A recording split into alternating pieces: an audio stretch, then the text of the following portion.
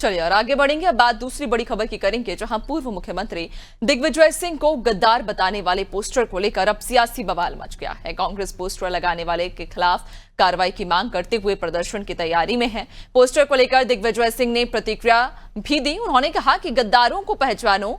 दिग्विजय सिंह के बयान पर मंत्री विश्वास सारंग ने पलटवार किया। उन्होंने कहा कि दिग्विजय सिंह हमेशा आतंकवादियों को संरक्षण देने की बात करते हैं, सर्जिकल स्ट्राइक और एयर स्ट्राइक पर सवाल उठाते हैं। दिग्विजय सिंह जैसे नेताओं ने ही इस देश में आतंकवादियों को संरक्षण देने और अंतर्राष्ट्रीय स्तर पर भारत का नाम बदनाम करने का काम किया है। बता दें कि वक्फ बिल के विरोध करने की वजह से कल दिग्विजय सिंह के खिलाफ पोस्टर लगाए थे, जिसमें उन्हें गद्दार बताया गया था। भारतीय जनता युवा मोर्चा ने इन पोस्टरों को लगाया था।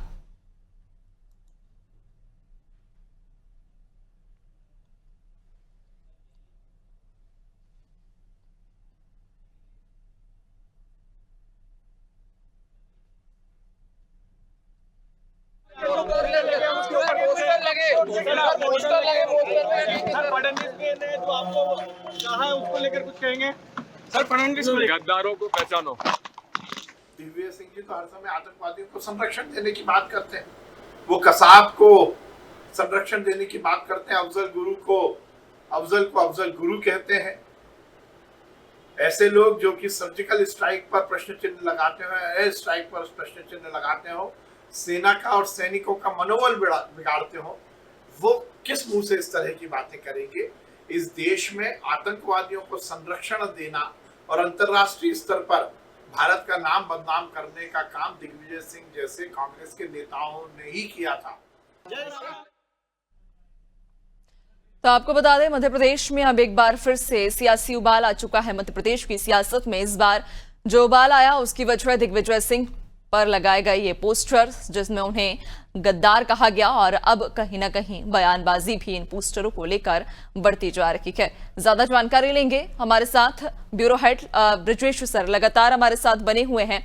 ब्रजेश सर, जिस तरह से मध्य प्रदेश की राजनीति में एक बार फिर से सियासी उबाल आया, इस बार जो वजह है वो दिग्विजय सिंह के लगाए गए पोस्टर जिनमें उन्हें गद्दार कहा गया। इसके पहले जो रामेश्वर शर्मा ने बयान दिया, फिर विश्वास सारंग ने बयान दिया और अब दिग्विजय सिंह ने भी कहीं ना कहीं ये कहा है कि गद्दारों को पहचानो। इसके क्या मायने निकाले जाएं? निश्चित तौर पर दिग्विजय सिंह वो एक चेहरा है कांग्रेस में जो बीजेपी के लिए फ़ायदेमंद साबित होते हैं। उनके लगातार इस तरह के बयान आते हैं जिनको बीजेपी मुद्दा बनाती है और एक तरह से ध्रुवीकरण करने की कोशिश करती है, जिससे बहुसंख्यक समाज को अपने पाले में ला सके। दिग्विजय सिंह जो हैं वो मुसलमानों के हित की कई बार बात कर जाते हैं। जिस तरह से हम देख रहे हैं वक्फ बिल को लेकर कांग्रेस ने एक तरह से मौन साधा हुआ है। जो बड़े नेता हैं, चाहे राहुल गांधी हों, चाहे अन्य प्रियंका गांधी हों, अन्य बड़े नेताओं ने लोकसभा में या राज्यसभा में अपनी बात नहीं कही बिल को लेकर। कांग्रेस ने सोशल मीडिया पर, अन्य प्लेटफार्मों पर सिर्फ बयान देकर कि वो वक्फ बिल का विरोध कर रहे हैं, एक तरह से तानाशाही है केंद्र सरकार की, बिल में मनमर्जी से संशोधन किए जा रहे हैं, इतना कहकर उन्होंने अपने कर्तव्य की इत्तिश्री कर ली। यदि वक्फ बिल का यदि विरोध कहीं हो रहा है तो जो कांग्रेस के मुस्लिम नेता हैं, चाहे मध्य प्रदेश की बात करें, आरिफ मसूद उसका विरोध कर रहे हैं, अन्य राज्यों में हम देख लें चाहे समाजवादी पार्टी खुलकर विरोध कर रही है, ओबीसी की पार्टी खुलकर विरोध कर रही है, लेकिन कांग्रेस उस तरह से खुलकर मैदान पर नहीं आई है। सड़क पर उतर के उसने वैसा आंदोलन नहीं किया जैसे अन्य मुद्दों पर करती है। इसका फायदा उठाने के लिए कह सकते हैं कि जो कांग्रेस आरोप लगा रही है और जो एक कुछ पोस्टरों में लिखा हुआ था कि भारतीय जनता युवा मोर्चा ने ये पोस्टर चस्पा किए।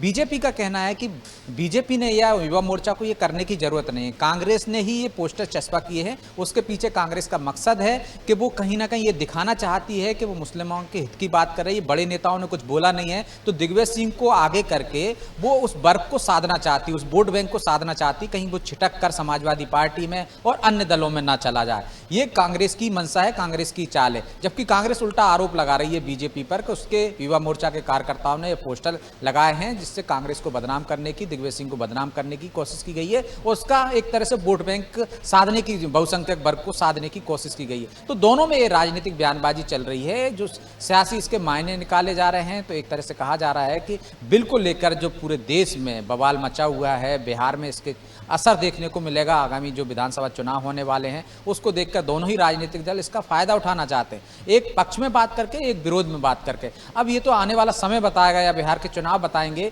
कि ये बिल का कितना बीजेपी को फायदा हुआ और कांग्रेस यदि उसको चुपके से समर्थन दे रही है या अन्य दल उसका समर्थन कर रहे हैं, तो उसके लिए उनको कितना फायदेमंद हुआ, उस वोट बैंक को लेकर वो जो सतर्कता बरत रही है बीजेपी या कांग्रेस, उसको फायदा मिलता है कि नहीं मिलता, ये तो आने वाला समय बताएगा नैन्सी। लेकिन इसको सियासत हम देख रहे हैं कि विधानसभा चुनाव जो बिहार के हैं तब तक ये जारी रहेगी, इस तरह की सियासी पोस्टरबाजी, बयानबाजी लगातार देखने को मिलती रहेगी ताकि चुनाव में उसको भुनाया जा सके।